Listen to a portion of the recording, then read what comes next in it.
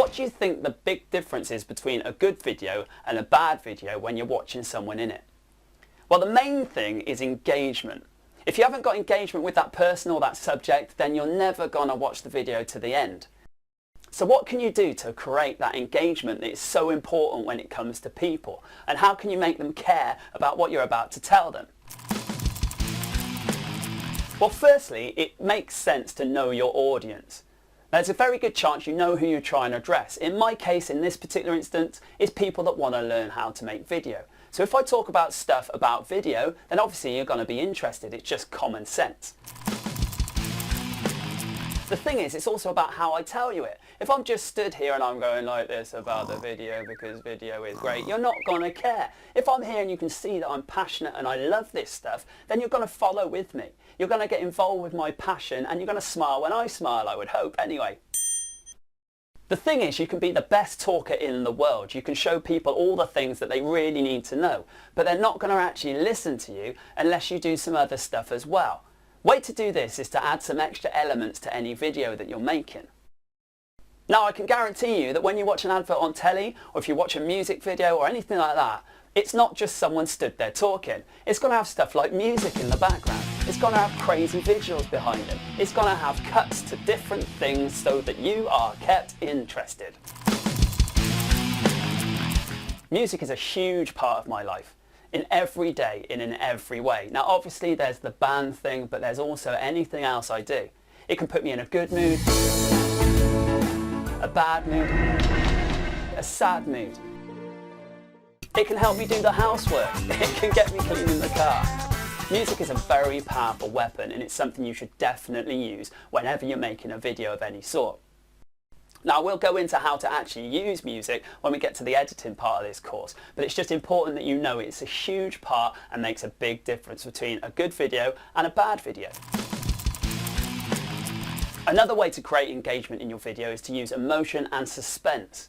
Now, it's human nature to want to know how something comes about if there's an emotion evoked because of it. If someone's sad, they want to see whether they get happy again. If they've lost something, they want to see if they can find it. It's also down to the suspense element. Can be as simple as, why do you think they put quizzes at the end of programs before the commercial break? It's so that you find out the answer and sit through all those adverts. It's the same with your video. It's engaging if you do something that they have to wait for the answer for. A great way to start any video and make it engaging for the person and they'll sit through it is to tell them something right at the beginning that you're going to give to them towards the end. So for example, if you've got a sales video of sorts, you can sit there and you can say, wait until the end of this and I'll be giving away an exclusive code for 90% off of this software. Now let me tell you about the software. It gives them something they're waiting for. Now there's something that you need to use in videos to engage people, and it's something that, if anything, I've got too much of and I have to draw it back a little bit.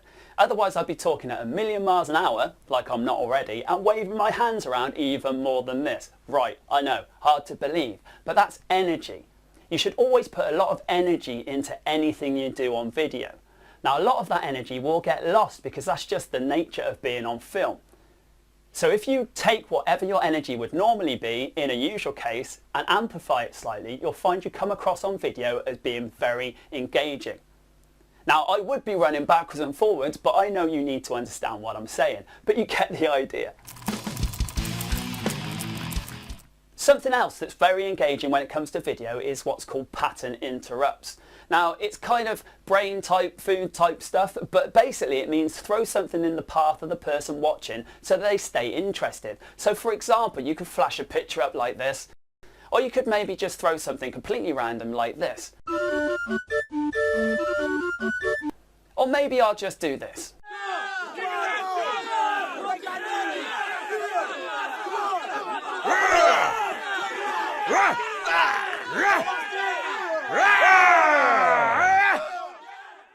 Thing is, you're waiting for the next pattern interrupt and it kind of resets the viewer's brain so they carry on looking.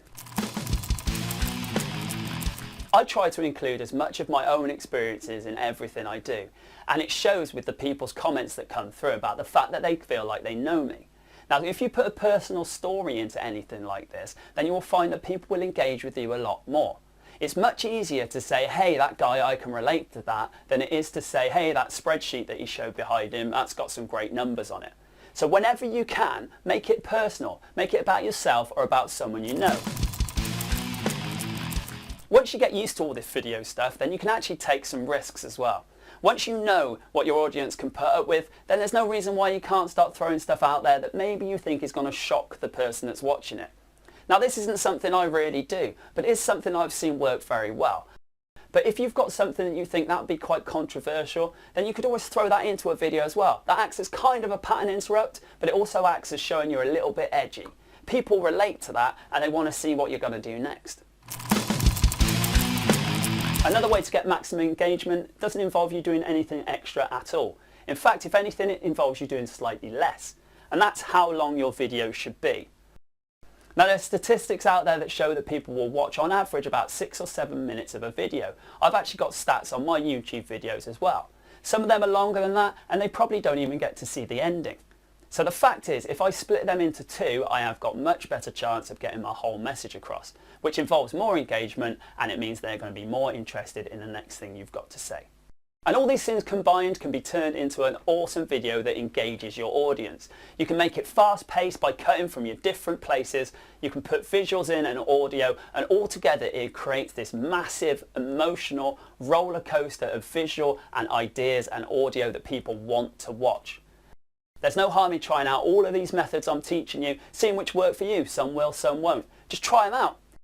Remember, in this day and age, all you've got to do is hit delete and hit record again and try it one more time. So the main point to take from this video is engagement is very important. If you're not engaging your audience, then they will not stick around. They will not see what you're selling or what you're trying to tell them. Once you've engaged them, you can then teach them and you can show them your face and they can get to know you. Very, very important. You could have the best video in the world, but if no one watches it, then you're never going to get known.